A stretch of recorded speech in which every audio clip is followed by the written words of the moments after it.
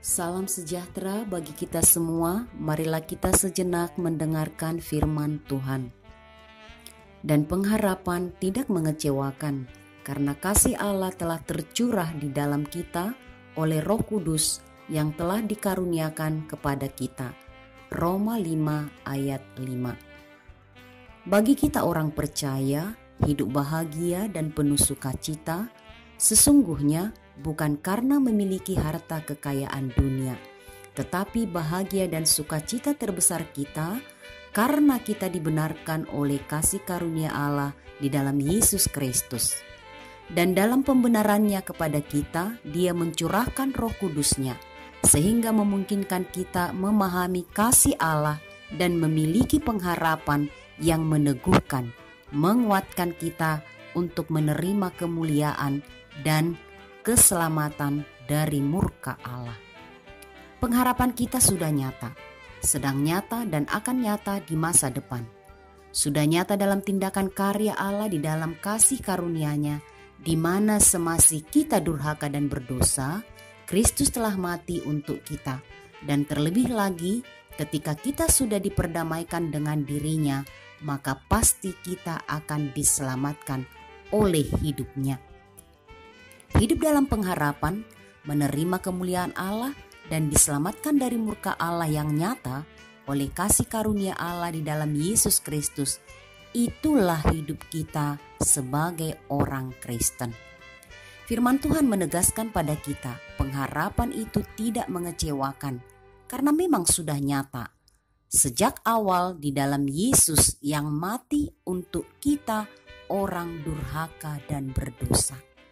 Oleh sebab itu, selama kita berjalan di jalan Tuhan di dunia ini, maka pengharapan itu akan selalu ada dan hidup bagi kita. Allah menuntun melalui firman-Nya dan Roh Kudus-Nya dicurahkan di hati kita, menggerakkan kita untuk terus berpengharapan. Jangan pernah abai akan firman Tuhan, sebab oleh firman itulah pengharapan kita ditumbuhkan terus oleh Roh Kudus yang bekerja untuk kita. Berjalan di dalam dunia dalam peperangan rohani, pengharapan akan Tuhan itulah kekuatan kita, karena kita tahu Ia tidak mengecewakan.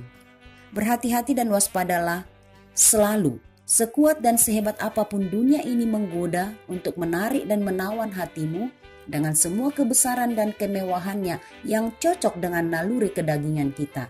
Ingatlah, tiada kasih yang lebih besar dan lebih mulia daripada kasih Yesus yang menyelamatkan kita dari keberdosaan kita.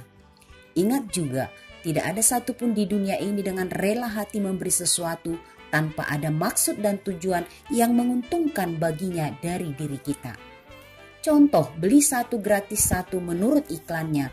Sesungguhnya tidak ada yang gratis, sebab kita harus lebih dahulu memberi sesuatu untuk mendapatkan yang gratis, katanya. Bukankah itu harapan bohong atau palsu? Itu sebuah transaksi bisnis, menerima sesuatu karena sesuatu. Tetapi Kristus telah mati untuk kita semasih kita berdosa. Inilah pengharapan yang menghidupkan dan tidak mengecewakan selamanya.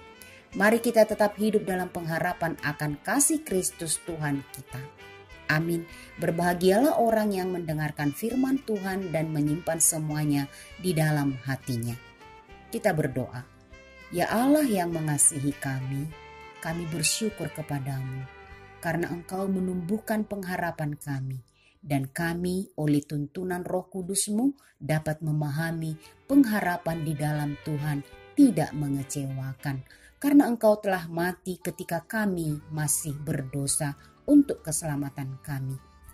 Inilah kekuatan kami berjalan di dalam dunia yang penuh dengan godaan yang menjatuhkan kami jauh daripadamu. Biarlah Tuhan firman-Mu tetap hidup di hati kami, dan Roh Kudus-Mu berkarya menumbuhkan iman dan pengharapan kami kepada Engkau selama-lamanya. Di dalam nama Yesus Kristus kami berdoa. Amin.